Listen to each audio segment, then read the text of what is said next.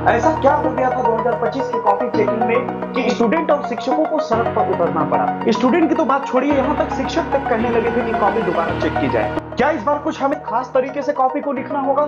सब कुछ बताऊंगा इस वीडियो में दोस्तों, बस आपको अंत तक पूरा बने रहना है। दोस्तों अगर आपको ध्यान हो तो 2025 की बोर्ड एग्जाम की जो कॉपी चेकिंग हो गई, रिजल्ट आ गया, तो उसके बाद बहुत लोग संतुष्ट नहीं थे। बहुत लोग को लग रहा था कि मैंने जिस हिसाब से लिखा है मेरा मार्क्स वैसा नहीं आया है, मैंने जिस हिसाब से किया है मार्क्स वैसा नहीं आया। बहुत लोग शिक्षक भी कह रहे थे कि मेरा स्टूडेंट जिस हिसाब से किया है वैसा मार्क्स नहीं आया है। क्या कॉपी चेकिंग में गड़बड़ी हुई थी या फिर कुछ और बात है? या फिर इस बार हमें क्या करना होगा जिससे हमारा मार्क्स किसी भी तरह कट ना पाए? क्या दोस्तों इस बार के बोर्ड एग्जाम में हमें अलग स्ट्रेटेजी अपनाना होगा बोर्ड एग्जाम की कॉपी लिखने के लिए? तो आपको इस बार पूरी सतर्क होकर के कॉपी को लिखना है और सही तरीके से लिखना है। कॉपी की प्रेजेंटेशन ही सबसे बड़ी चीज होती है, क्योंकि आपने सुना होगा दोस्तों, first impression is the last impression. अगर आपका सबसे बड़ा की पॉइंट होता है कि जब एग्जामिनर कॉपी चेक करता है तो एग्जामिनर के मन में ये चलता है कि मैं कॉपी को कितना जल्दी से जल्दी चेक करूं और आसानी से उस कॉपी को चेक कर सकूं।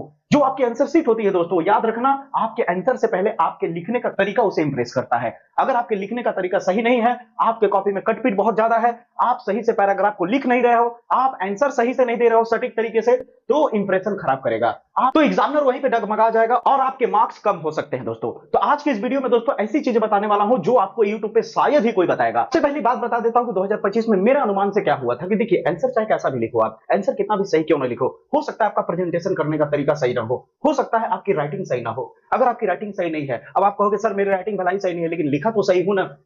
लेकिन अगर आप ठीक है, मैं मानता हूं आपने सही लिखा है लेकिन राइटिंग सही नहीं है, वही चीज मैं करता हूं, आप टीचर हो जाओ।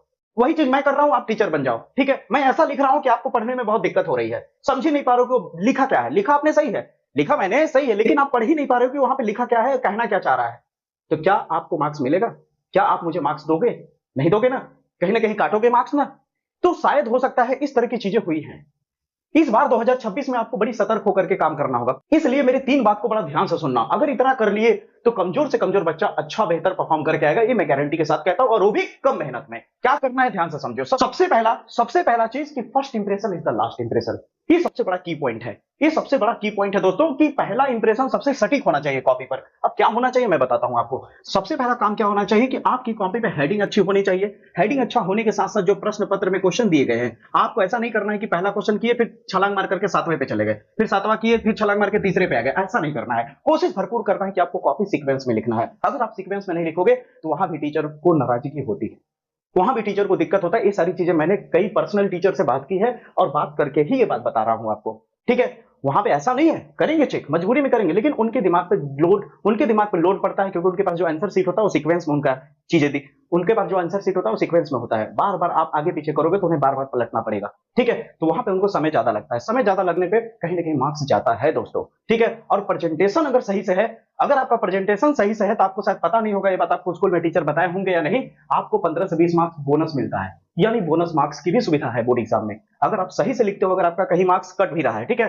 अगर आप मान लीजिए आप सही से लिखो, आपका प्रेजेंटेशन बहुत ही धांसू है लेकिन आपका कहीं से मार्क्स 4 नंबर कट रहा है, तो बोनस मार्क्स में बढ़ा देगा 4 नंबर आपकी प्रेजेंटेशन के दम पे। अब प्रेजेंटेशन क्या होता है, बहुत लोग जैसे मान लीजिए एग्जांपल के तौर पे आपको इतना बड़ा पैराग्राफ लिखना है, तो क्या करेंगे, लिखना शुरू करेंगे, लिखते जाएंगे लिखते जाएंगे लिखते जाएंगे लिखते जाएंगे लिखते जाएंगे लिखते जाएंगे, जगह छोड़ेंगे ही नहीं, एकदम भर देंगे पूरा। कितना अजीब लगेगा, कितना बेकार, कितना अजीब लगता है देखने में। नहीं, उसको आप पॉइंट बाय पॉइंट करके लिखो।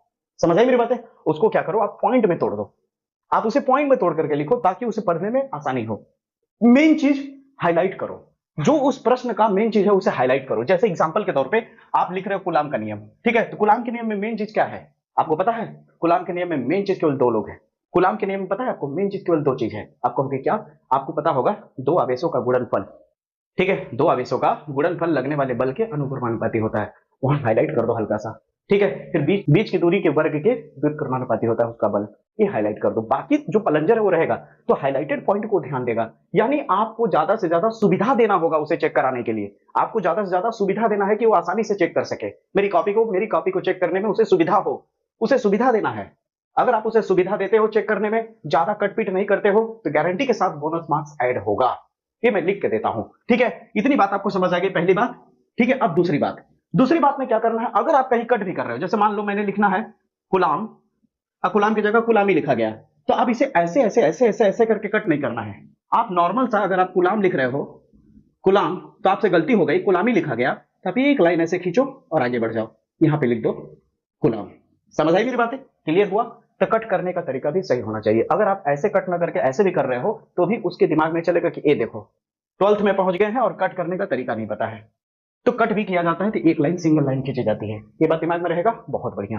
तीसरा पॉइंट, तीसरा सबसे खास और सबसे इंपॉर्टेंट है कि बहुत लोगों को क्या होता है कि आंसर अगर नहीं आ रहा है तो कहते हैं आंसर नहीं आ रहा है तो छोड़ के आने से अच्छा है छोड़ देंगे, आंसर नहीं आ रहा है छोड़ के आने से अच्छा है कुछ भर ही देते हैं। तो उनके दिमाग में चलता है कुछ भर ही देते हैं, तो कुछ भी भर देते हैं।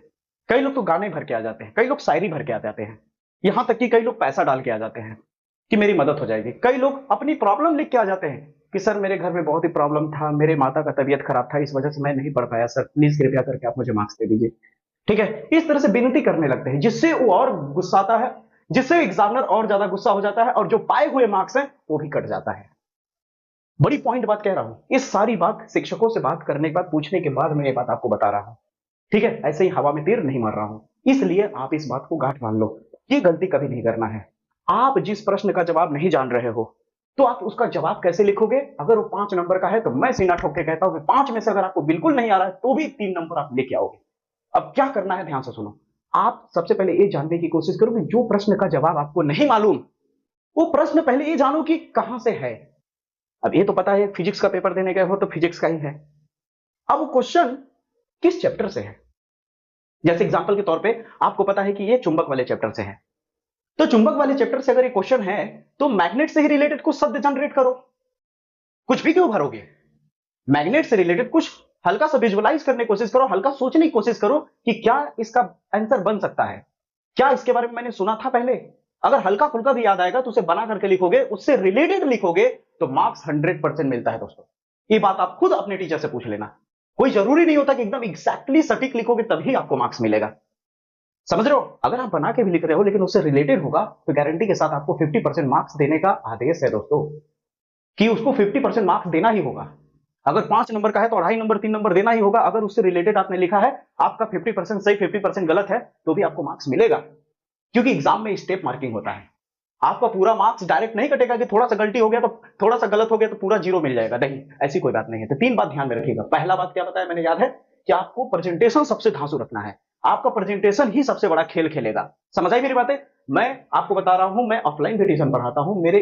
मेरे ट्यूशन में मैं आपको बता रहा हूं, मैं ऑफलाइन भी ट्यूशन पढ़ाता हूं। मेरी स्टूडेंट बहुत बेहतर करके आई थी, लेकिन राइटिंग उसका बहुत भद्दा था, यानी बहुत कटपीट करती थी, उसका परसेंटेज डाउन हो गया। सोचिए, मैं जान रहा था कि इसकी प्रेजेंटेशन अगर सही नहीं हुई तो कहीं ना कहीं थोड़ा बहुत मार्क्स गिरेगा, और वैसा हुआ।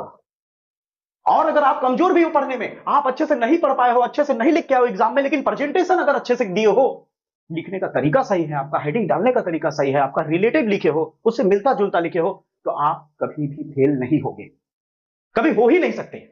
कमजोर से कमजोर बच्चा पास होगा। इतनी सी बात आपको समझनी है दोस्तों। अगर इतनी बात अगर आपको समझ आ रही है तो कमेंट बॉक्स में आपको यह चीज लिखना होगा कि सर अब कॉपी को कैसे लिखे बोर्ड एग्जाम में, किस तरह से हेडिंग डालें, प्रेजेंटेशन करने का सही तरीका क्या है। प्रेजेंटेशन पे ओनली आप वीडियो लाइए, तो मैं बहुत जल्द वीडियो लाऊंगा इसके ऊपर। और बस आपको इस चैनल को सपोर्ट करना है, इस चैनल को ज्यादा से ज्यादा लोगों तक शेयर करना है, इस चैनल को आगे बढ़ाना है दोस्तों आप लोग को। ठीक है, मेरे तरफ से जितने भी मेरे भाई बहन इस चैनल को सपोर्ट करते हैं, इस चैनल से पढ़ते हैं, उनको मेरे तरफ से एडवांस में हैप्पी दीपावली।